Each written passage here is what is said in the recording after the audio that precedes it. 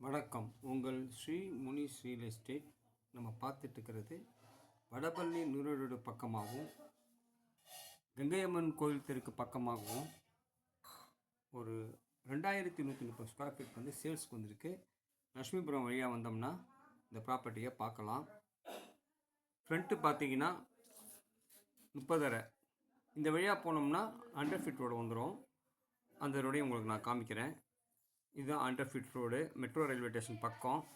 அப்படியே பெரியாப்பதை உள்ள வந்தாலும் இந்த ப்ராப்பர்ட்டியை பார்க்கலாம். ஃப்ரண்ட்டு பார்த்தீங்கன்னா 30 அறை, லென்த்து பார்த்தீங்கன்னா 70.